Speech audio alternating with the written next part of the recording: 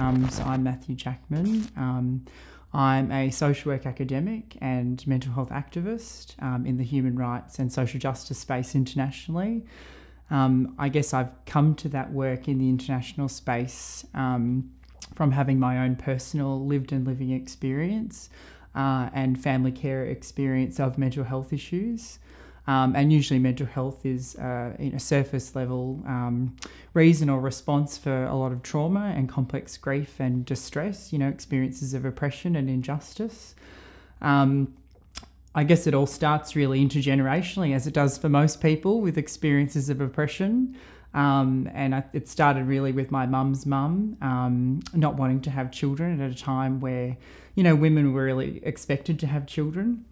And that really filtered down to her sharing that with my mum around not wanting to have kids, which led to my mum having her own mental health issues.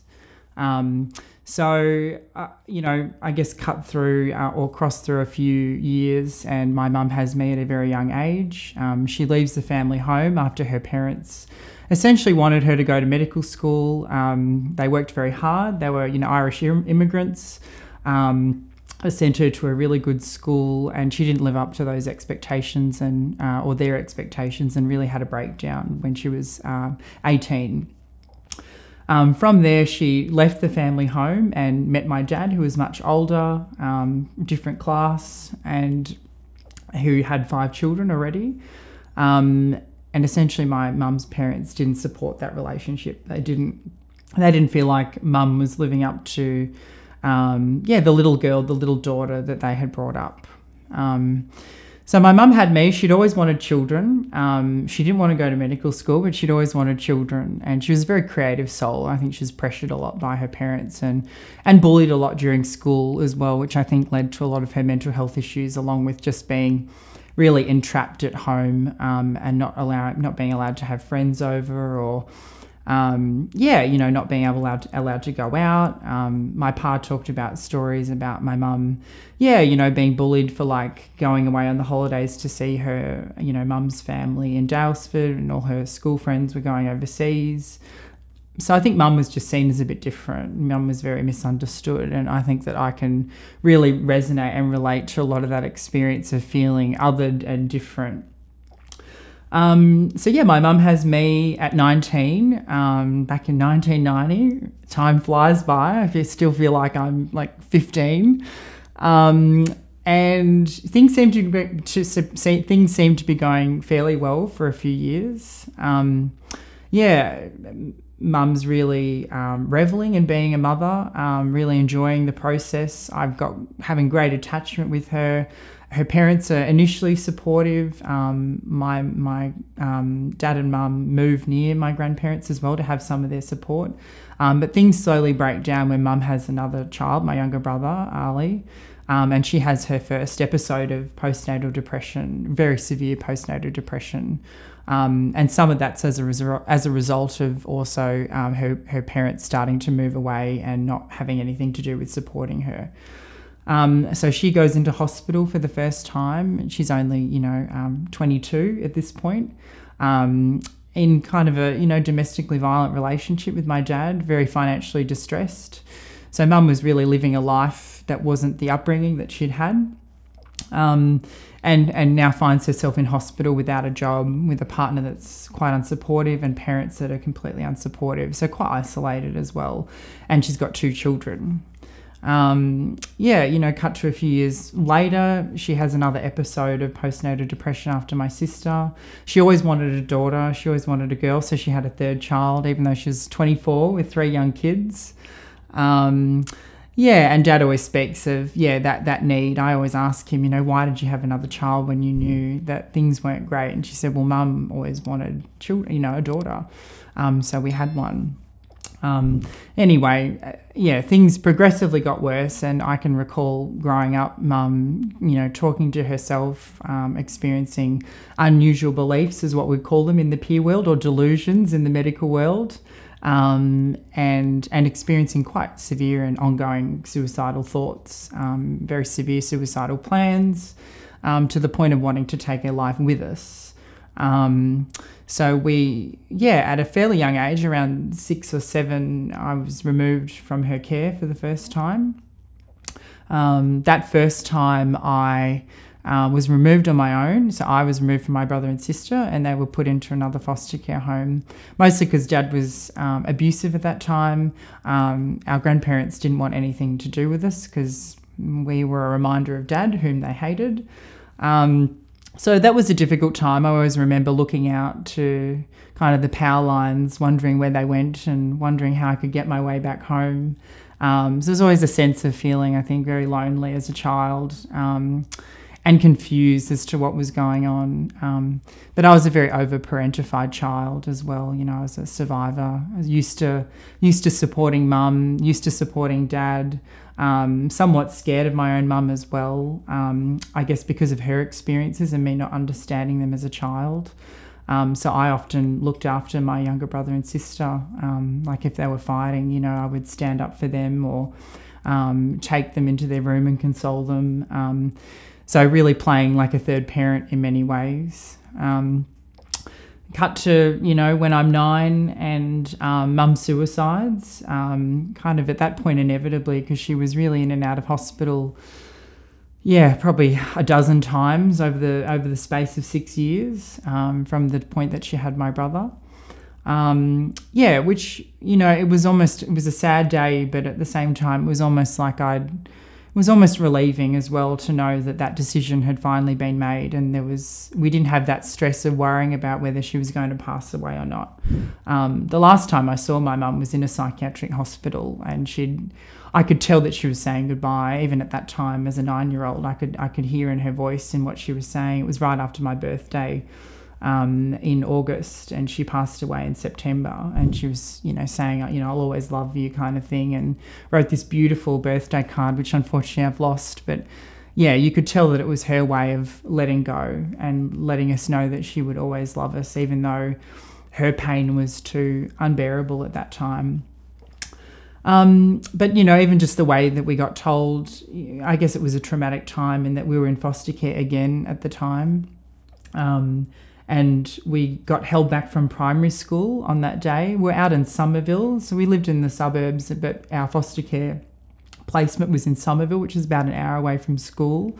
They put us there because all 3 of us could be in the one foster placement, which was great. Meant that we could all go to the same school, which is a big thing in the late 90s. It's a big thing now for child protection to be able to find consistent, stable placements and to maintain you in school.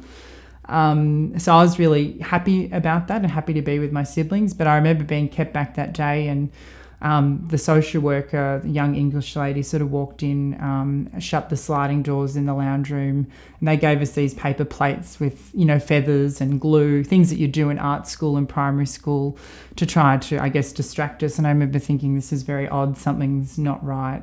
And then, of course, after that, they came in and told us. And I don't really remember much after that other than just crying and being very upset and really seeking attention as well. I think I felt so lonely, isolated, misunderstood at that time, that when I went back to school, you know, a week or so later, I just wanted to...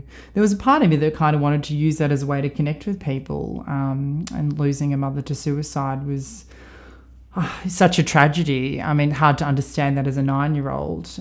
But for me, it was a way to actually connect with people, I think, because I was already quite isolated and I felt different anyway. And I think part of it was just that I wasn't your typical little boy growing up. I think some of my diverse sexuality had started coming through at that point. You know, I felt different to the other boys at school as well.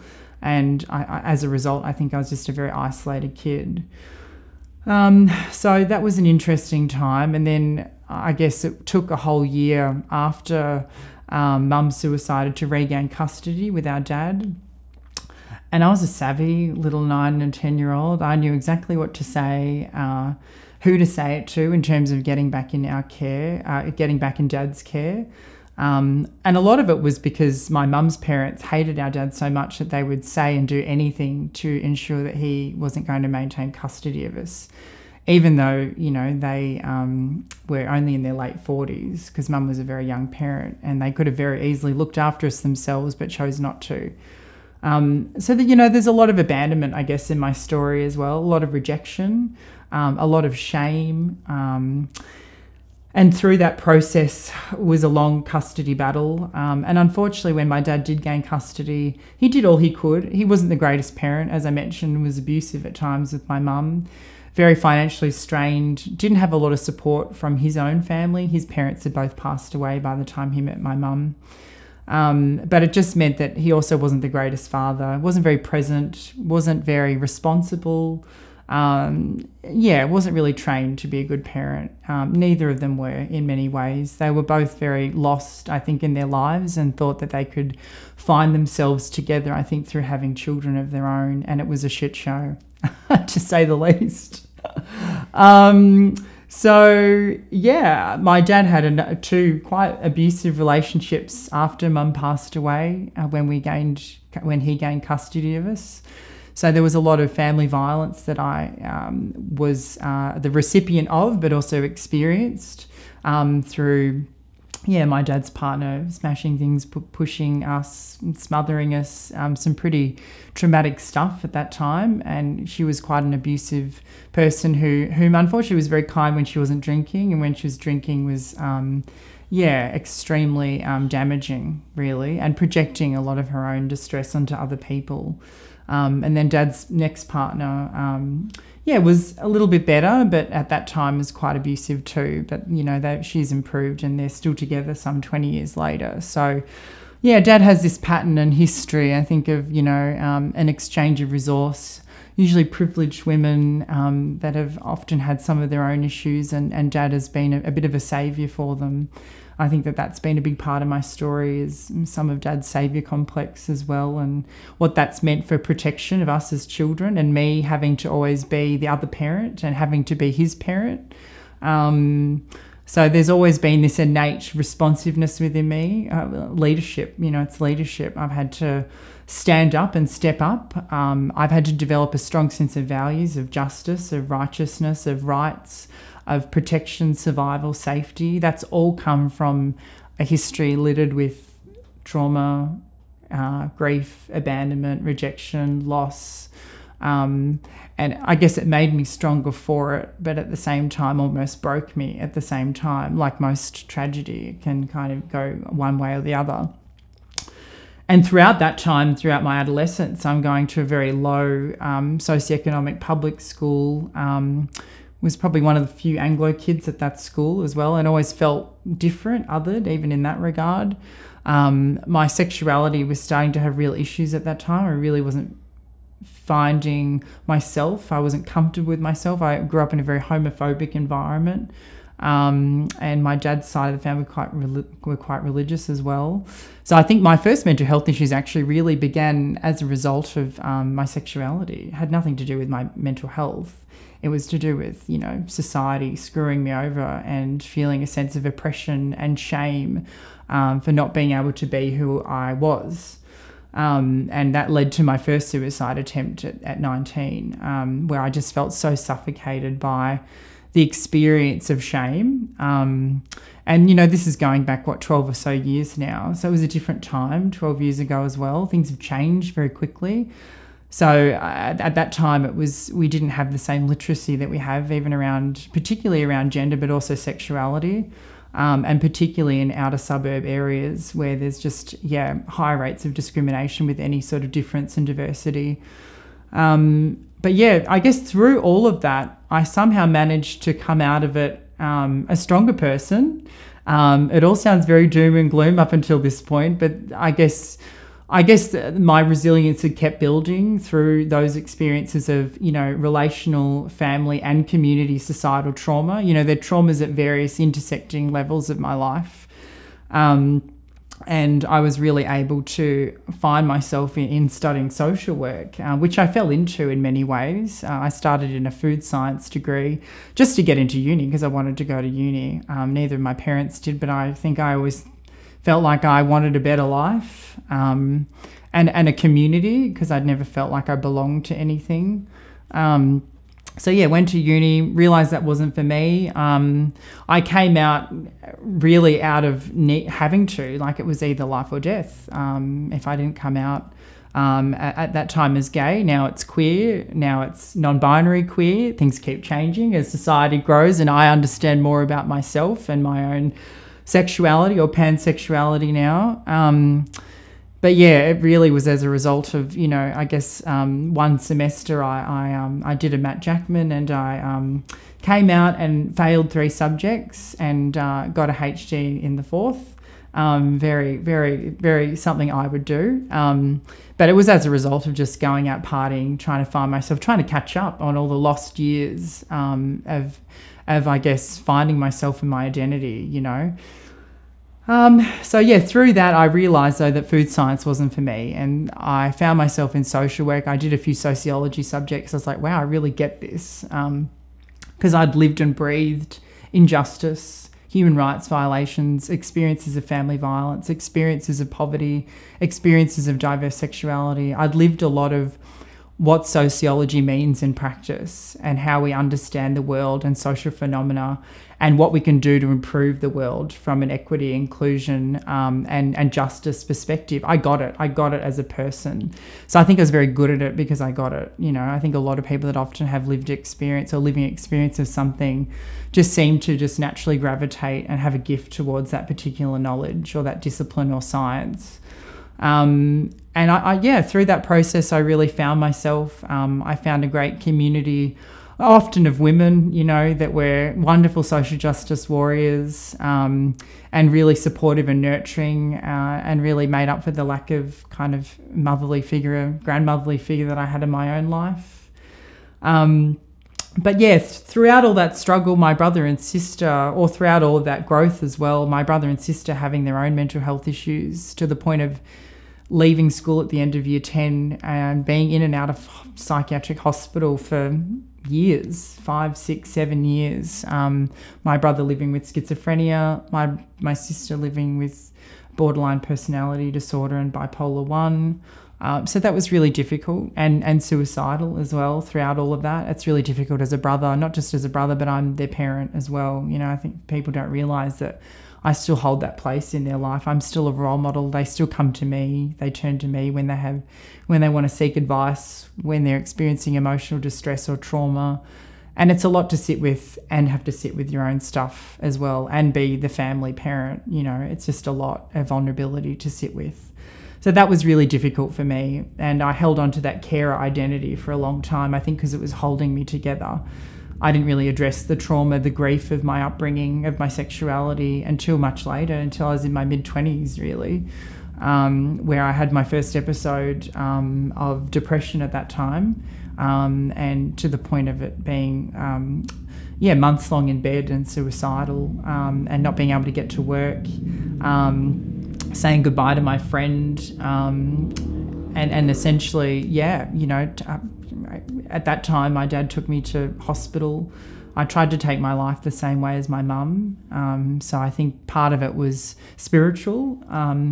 I remember that time, I was probably 25. I was telling myself internally that I was going home. I was going home to be with my mum. I wasn't dying. So to me, it wasn't about fear. I wasn't scared anymore. I just felt like it was my time to go because it was my mum's time. And yeah, when I had contact with the first mental health professional in emergency department, they just cried when I told them that, because it was like, what do you say to that? It's sort of like they could understand on this sort of deep spiritual level the reasons why I didn't want to live anymore. And they couldn't really talk back and give me any attitude, because it was just to me, it seemed like a very logical thing to want out and to call it quits and to have that model by a parent,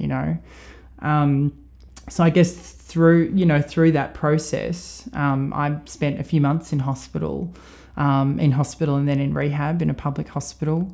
I learned so much through that experience. I was already working in mental health as a social worker, as an advocate for patients and for families and carers, and I did some counselling and group work in the prison sector, and in forensic mental health. So usually working with people that had commit murder or attempted murder in the context of psychosis, and instead of going to prison, they would go to a secure forensic mental health facility. So I did a lot of work in that area. So along with being a carer, working as a social worker, I think all of it was just too much. I'd done too much caring, hadn't attended to myself, and I just completely imploded. My manager had always thought that I had bipolar. My moods had shifted, particularly seasonally during summer. My moods tended to go higher, tended to increase. And in winter, I tended to experience some seasonal affectiveness, which isn't uncommon for a lot of people, but I'm particularly sensitive relationally, but also mood-wise to any changes in my environment as a result of trauma, living in, when you're violated emotionally and in your environment growing up, it puts you in a state of hypervigilance, fight, flight, freeze. And I'm always up here, always, in terms of being a quick problem solver, in terms of, responding to crisis really quickly, being creative. A lot of that's to do with sitting in that kind of crisis response. So there's a lot of gift to come with those responses to trauma. But some of the downsides were also not being able to regulate my emotions and really manage some of those suicidal thoughts that were just palpable, to the point where I just felt like my brain was imprisoned. I couldn't really explain it any other way than my brain just felt like a prison that I couldn't get out of. I couldn't get out of bed. I was peeing in a Gatorade bottle. I was getting my brother to drop Subway over every few days. I couldn't leave my room. Very rarely would I shower. It just got really debilitating. Through that hospitalisation process, met many amazing people and just realised the gift of humanity. And there's something very vulnerable and soul-inducing about being in a psychiatric hospital with other people, because it's like the walls are down. We're all there because we're fucked. And there's kind of no getting around the fact that we're in a state of crisis. We're in a state of despair, all of us.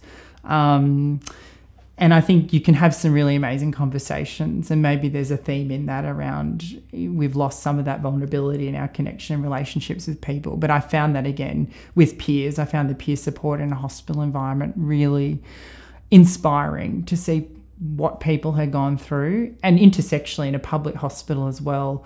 Lots of poverty, lots of racism, lots of classism, lots of homophobia, lots of sexism. You saw a lot of people with intersectionality issues and people that have experienced a lot of social injustice and trauma as a result of just not being a privileged person. That really fueled my activism, I think, from that time. And I already had a good sense of the mental health system from being a family carer and I guess as a child survivor of a lot of family mental health issues. But I think when I had my own experience as a service user, it changed things. It turned me from an advocate into an activist.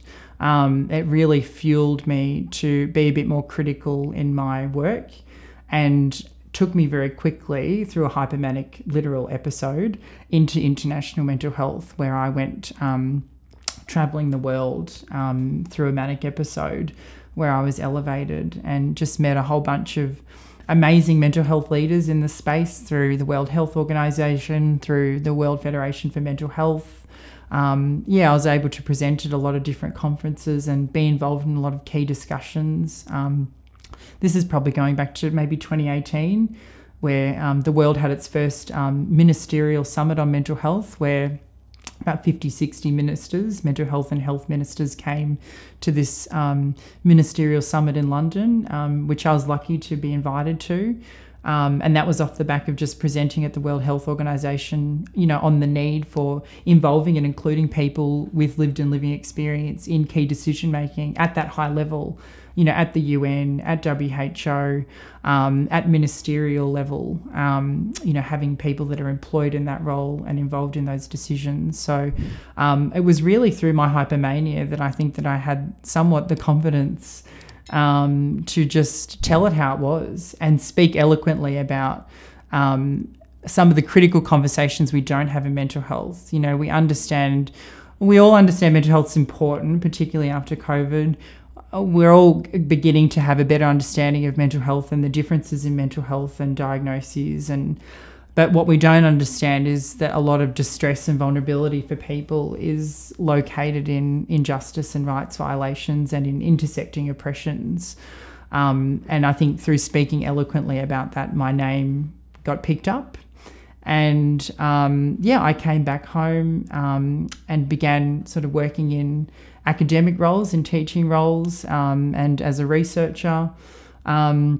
Ended up starting my own foundation, the Australian Centre for Living Experience, which really just enabled me to mobilise other leaders in the lived and living experience space, and connect them with the broader movement around human rights, social justice and mental health. Continue to really elevate in that space. And throughout all of that, I mean, stories are so deep. Throughout all of that, there's obviously ups and downs. There's another 6 hospital admissions in the last 5 years. So the more experiences I've had with the service system, the more I've understood the depth of the issues with the service system. And it's given me a great intersectional understanding of what needs to be done, not just in Australia or Victoria, Melbourne, but there are some really deep systemic and institutional issues in mental health that are really founded around unequal power in the world. So that's sort of all those experiences of being a social worker, a family caregiver, a consumer and service user have all come together to make a pretty fucking fierce activist. Yeah. And that's kind of where I'm at the moment without melting.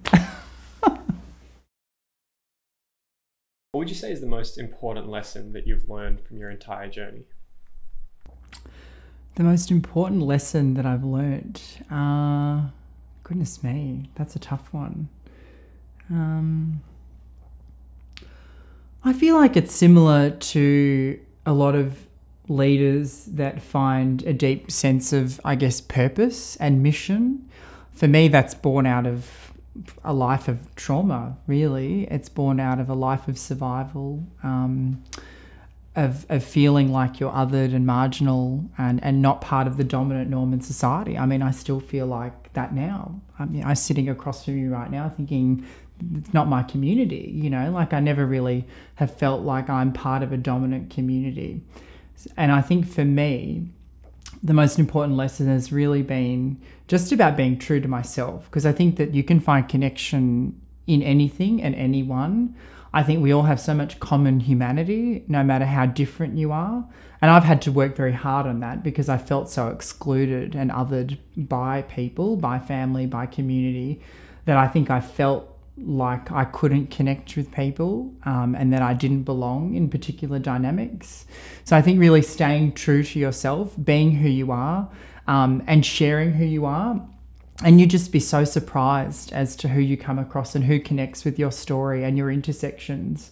And I think a lot of it's also just come from a lot of discrimination and prejudice, particularly around sexuality and more recently gender, you know, coming out as a non-binary person.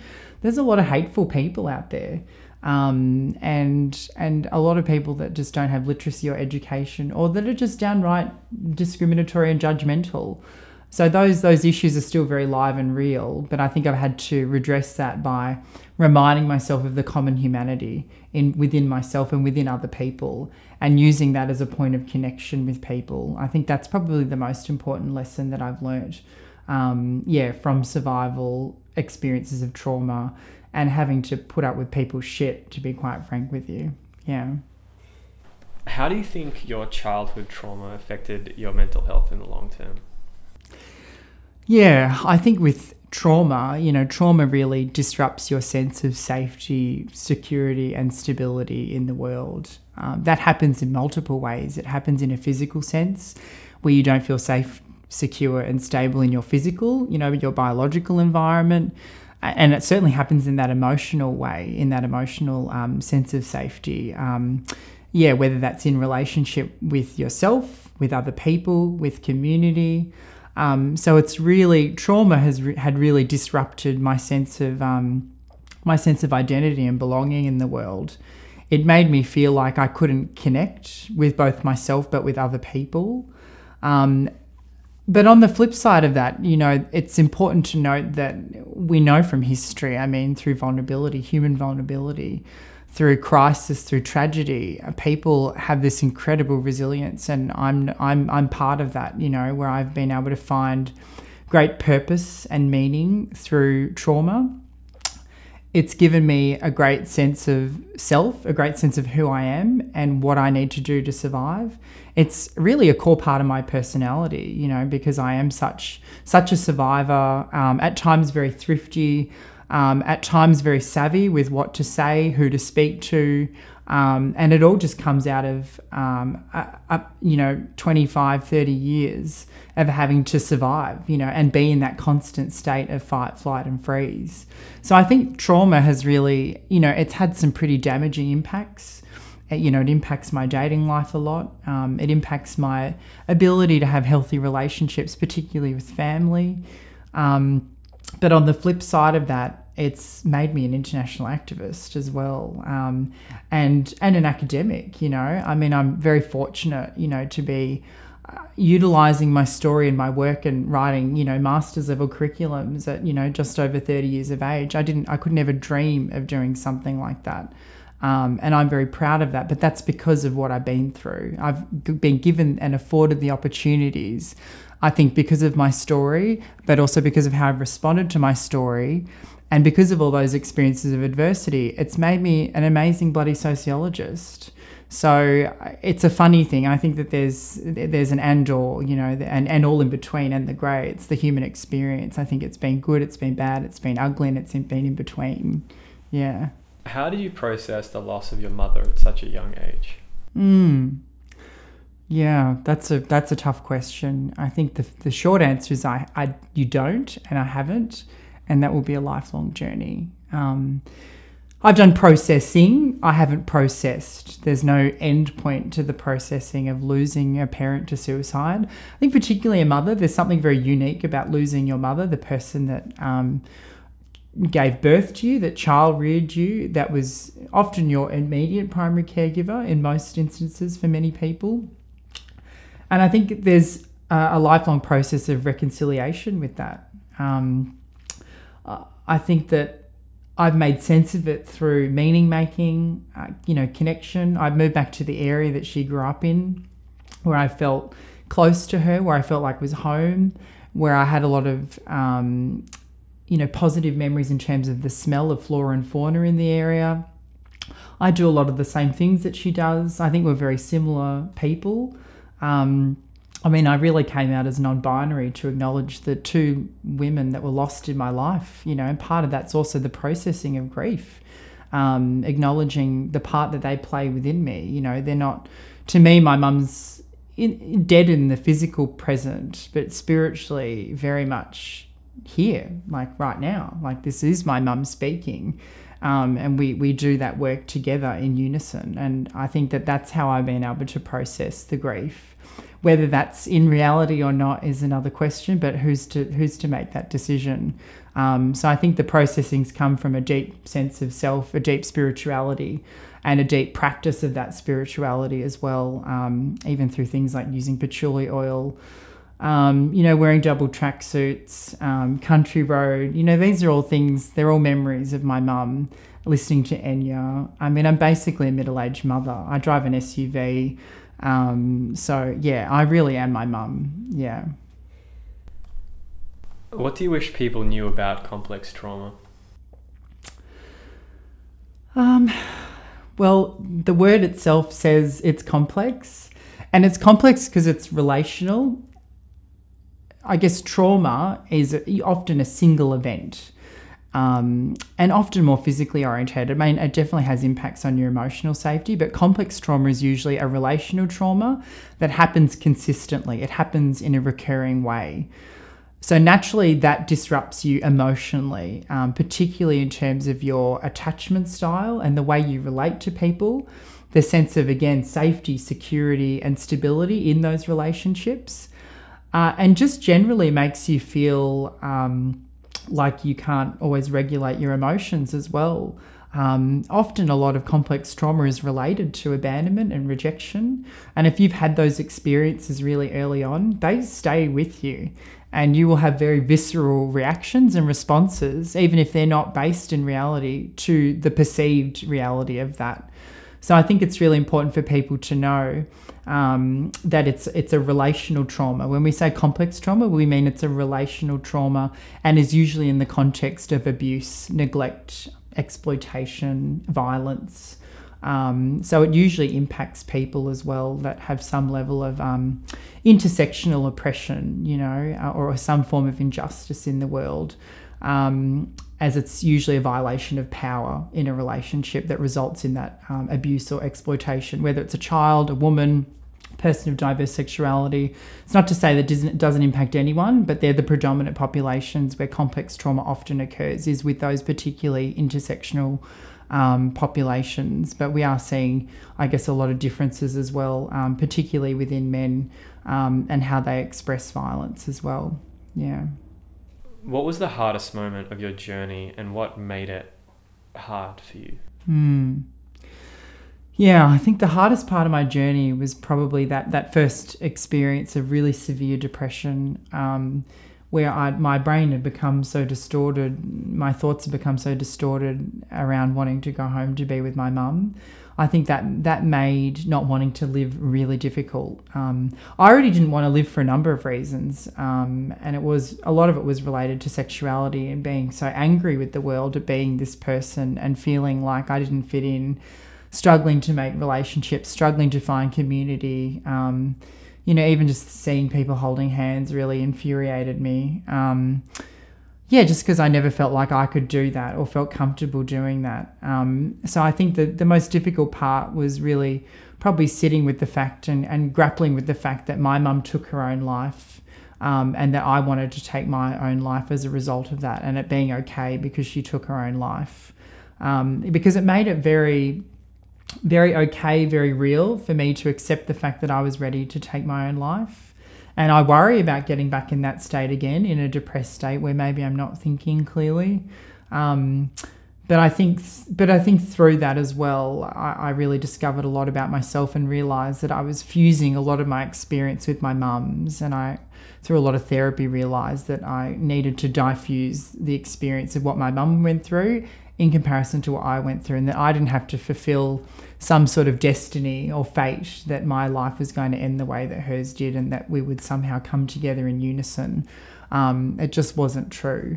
But I think that was probably the most difficult experience, along with obviously many to do with my brother and sister. It's every day, really.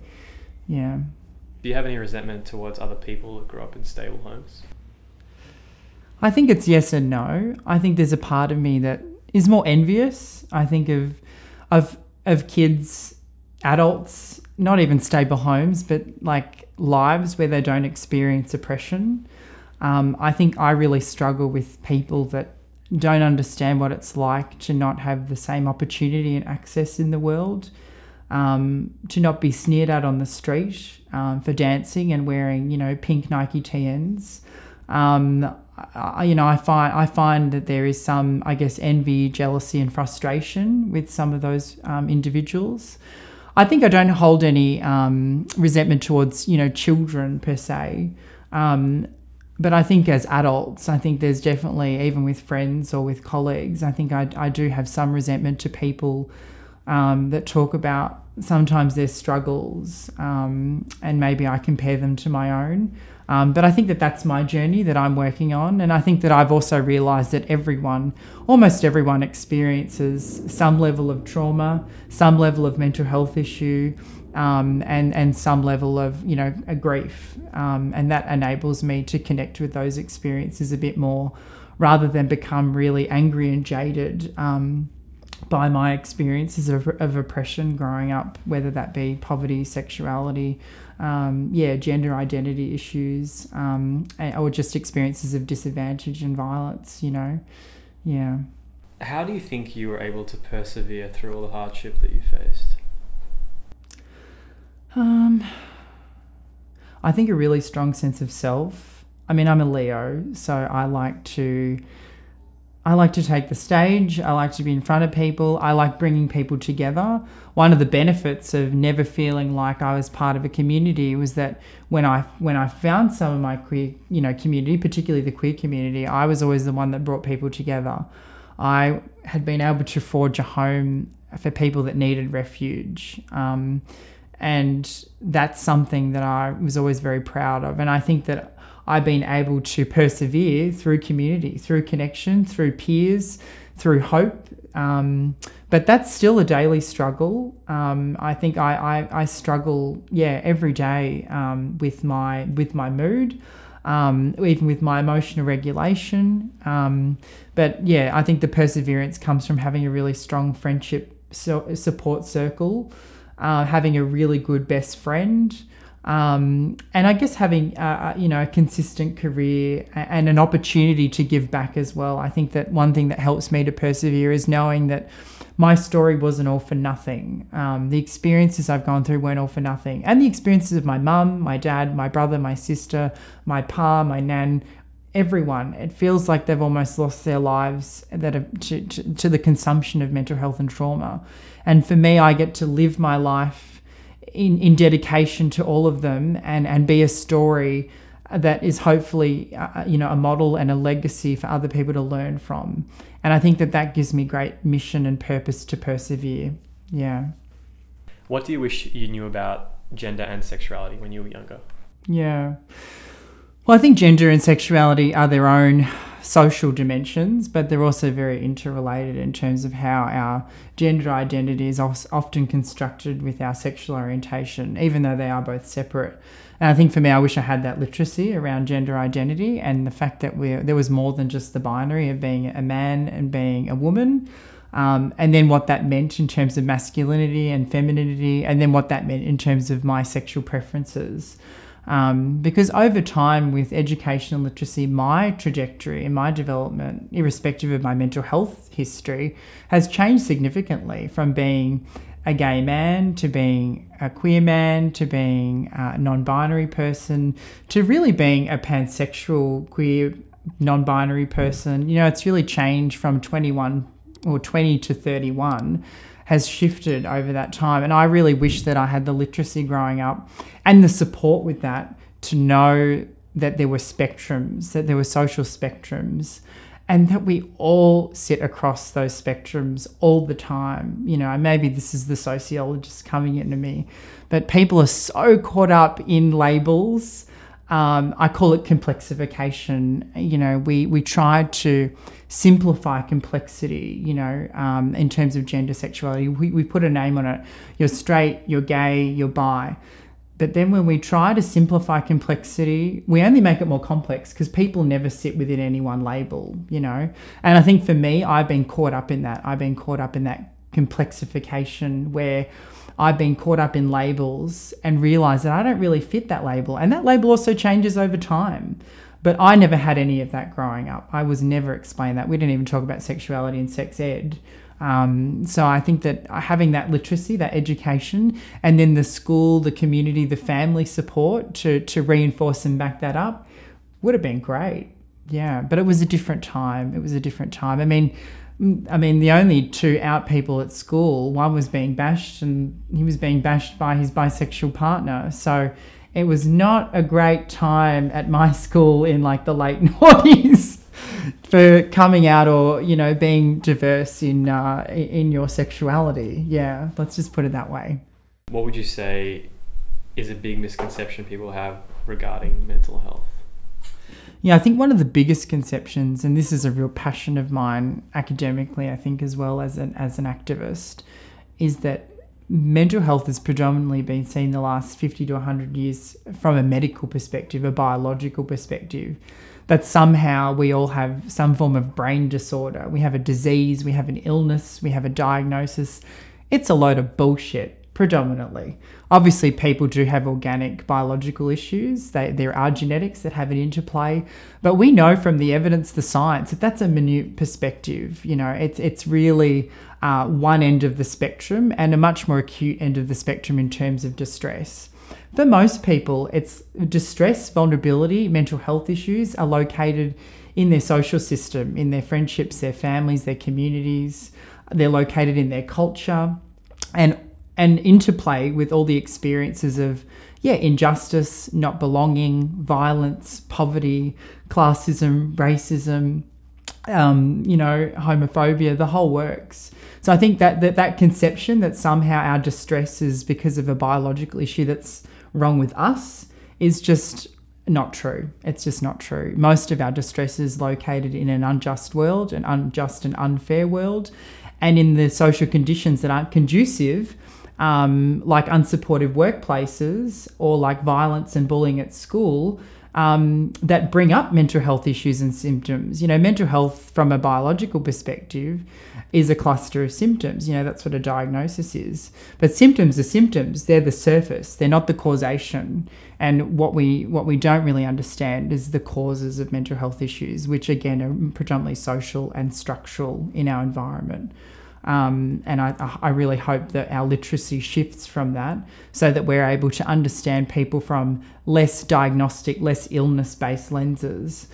Because, from any complex problem-solving strategy, if you're just always trying to address the surface, the symptom, you never address the root cause and you never resolve the problem.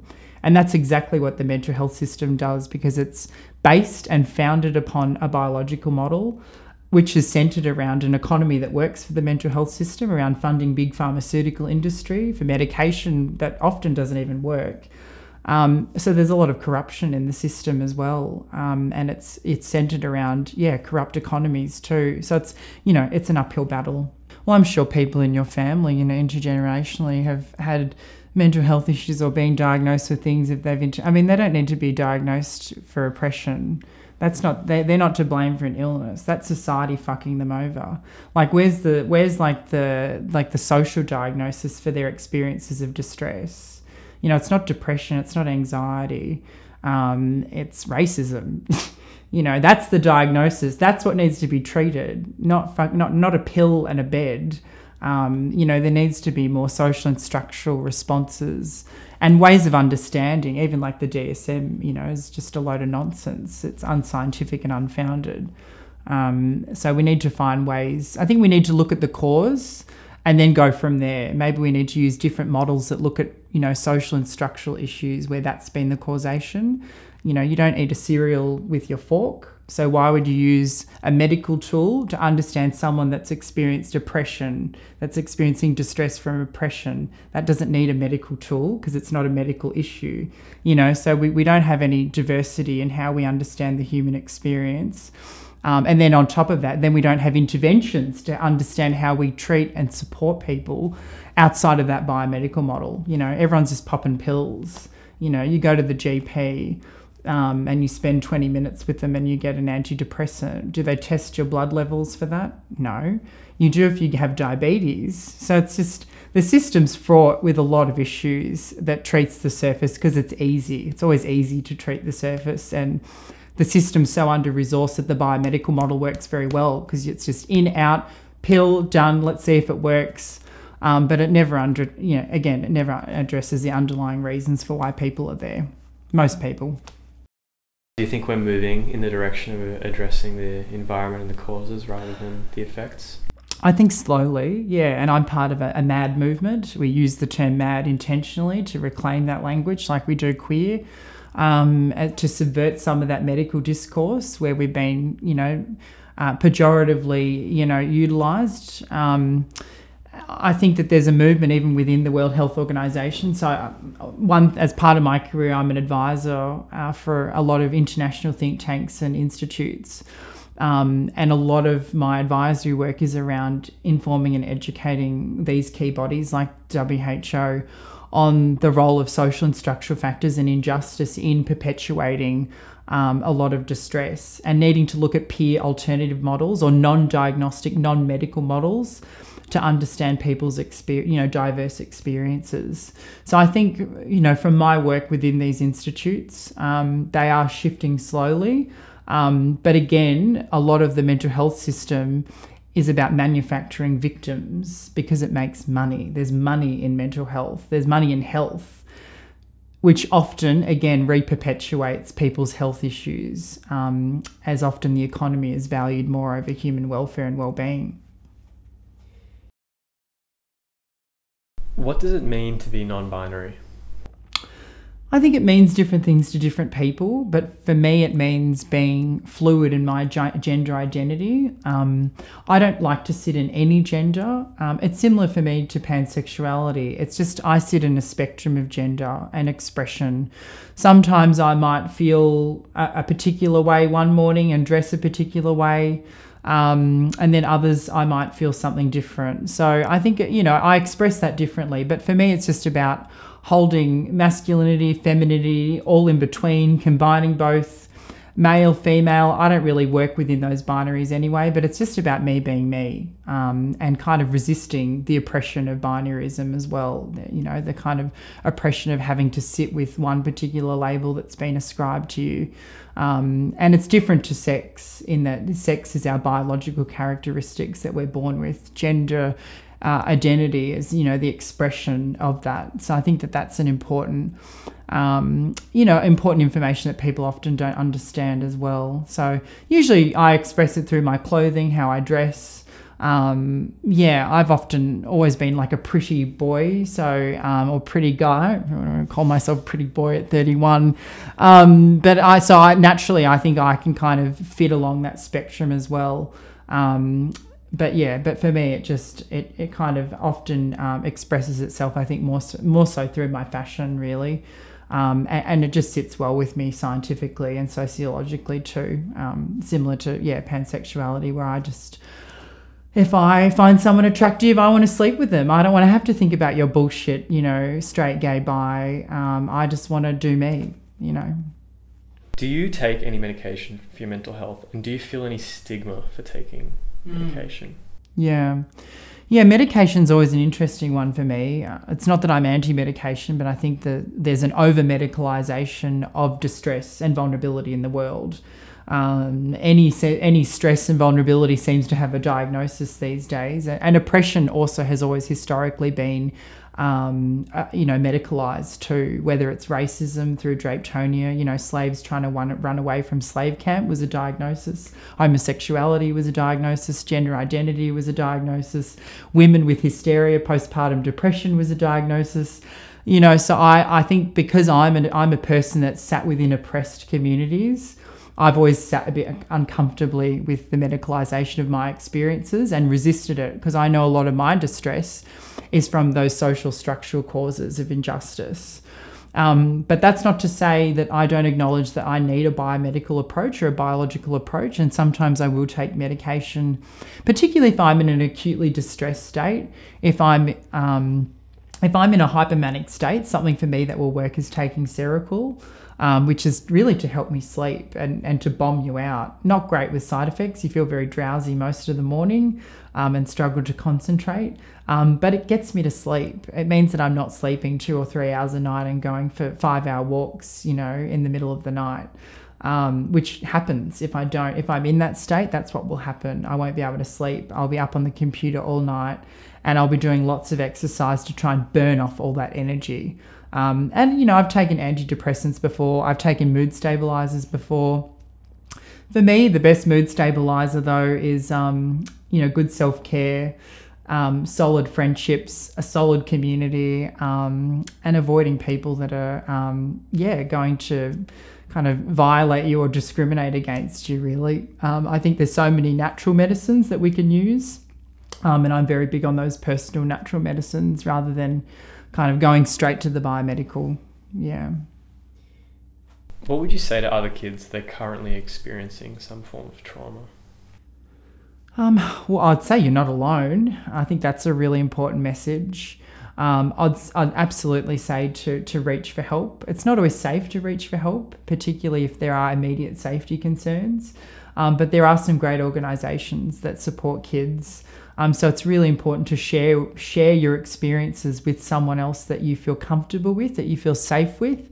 That's also not a perpetrator of that particular violence or trauma. So yeah, I think knowing that you're not alone, sharing that experience with someone you trust, and reaching out for professional help if it's safe to do so are really my words of like encouragement for any young person experiencing trauma. Yeah. Can you tell me about MAD studies? Yeah, sure. So it's a topic I'm very passionate about.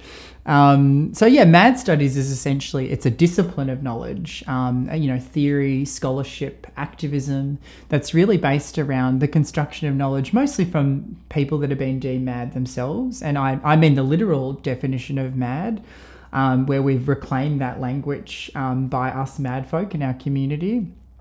And we really look at the politics of madness.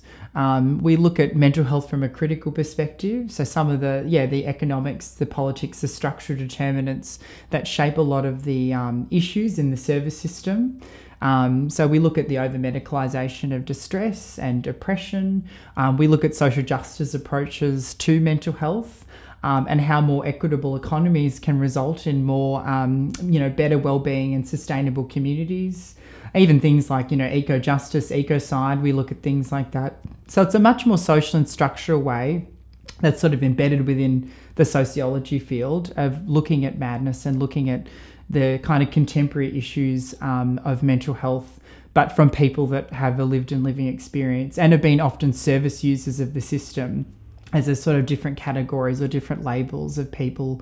There's sort of, consumer is the term we use in Australia for people that consume mental health services. There's people that call themselves survivors because they've survived literally the psychiatric system and they never want to go back and they've had a terrible experience. And then there's other people that might define themselves as neurodivergent, service users. So there's a whole spectrum in our movement of different labels, and those people all come together to contribute to this knowledge base of really looking at alternatives to the current model, because the current model is very biomedically driven. It doesn't work, fits well within a capitalist system, because it's great to blame individuals for structural injustice. It's really easy. Psychiatry and capitalism fit very well, because it basically just says, well, you're depressed, take a pill and let's hope that all of your shit resolves. When we know that there's much broader causations to that need to be addressed. So MAD Studies brings a critique really to the mental health system, to mental health issues and what we even define as madness, and also brings an anti-oppressive or anti-sanist perspective. Sanism being the form of discrimination against someone who might be emotionally diverse or have diverse mental health issues.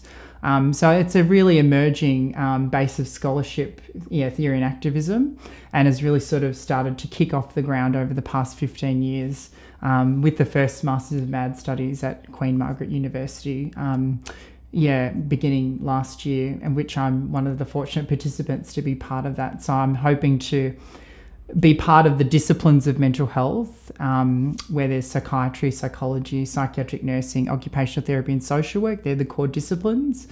A new core discipline over the past 10 or so years has really been peer work or living experience work. And MAD studies will really be the foundational knowledge to support that discipline and that perspective, which is really the human rights discipline and the social justice discipline. And I think as we increase that labour workforce, we'll be able to agitate some of those more oppressive foundational knowledge bases in the system to make some more systemic change. Can you tell me a little bit about your career? Yeah, sure. So I'm a graduate social worker, and a lot of people don't really understand what social work is, often because we work in so many different fields of practice. We also work at different levels of intervention. We work with individuals, with couples, with families, with communities and groups, and at a broader legislative and policy, systemic lens as well. Social work is a human rights and social justice values-based profession, which is really unique to any profession to have those core values. So a lot of our work is around working with marginalised communities that have experienced oppression and injustice, because that's our orientation to our work. And we bring a sociological perspective to our work. We want to understand the human experience, identity, group belonging, and those broader social and structural determinants that shape our life and our environment. So we're very conscious of, people's environment and the relationships that they have to that.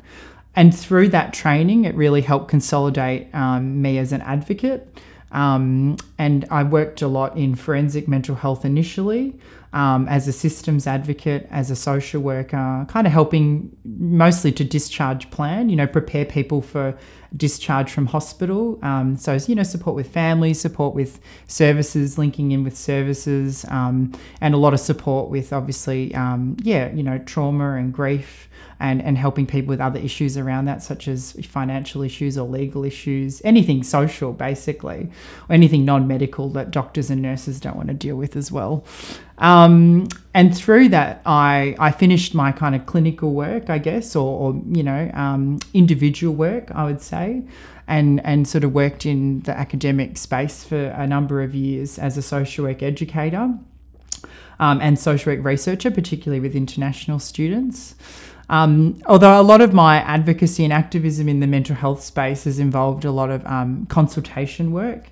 So at the moment, I'm involved in helping contribute to the World Health Organization's first framework for engaging meaningfully with persons with lived experience or living experience. They've put that in thanks to me, so making change. And just other stuff like helping some of the big trusts around the world, like the Wellcome Trust in the UK, helping them with their advisory work around prioritising where they're going to fund in mental health. I've done some work with them as well, and other international NGOs such as CBM International, who do a lot of they do a lot of mental health work in lower middle income countries, and I've been quite involved with them and global mental health at Harvard in building up training and resources to support people to do peer support in countries like Zimbabwe and Rwanda. So there's been a real intersection of work, I guess, in terms of providing resource and training to upskill particular systems in the international context, and I've really enjoyed that. And I guess academically, I've usually present at the International Recovery and Citizenship Conference, which is based out of an amazing recovery program at Yale University, and have been involved, with that program. Along the way, I've been very fortunate to be both in the mental health and queer community, leadership communities, and was very fortunate to be awarded the National Mental Health Advocate Award with the Mental Health Foundation in 2020, and was really lucky to be part of the LGBTIQ+A Leadership Victoria program last year, along with being one of Australia's top 50 queer leaders with Deloitte and Google. So it's been really nice to also have some of those acknowledgements. I'm not very money driven, but it's nice to have those acknowledgements along the way, and to be contributing to the communities that you've been part of, which are both the MAD community and the queer community, and how I bring those intersections together has been really important to my advocacy and activism.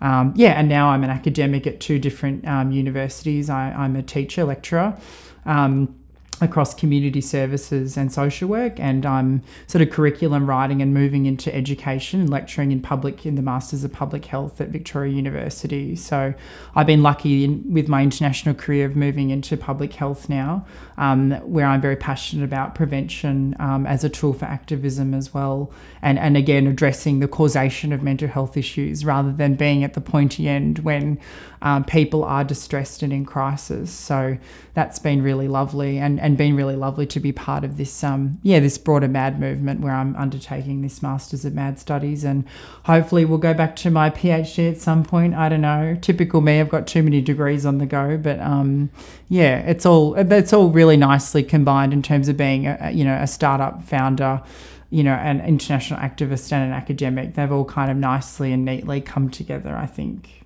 Yeah.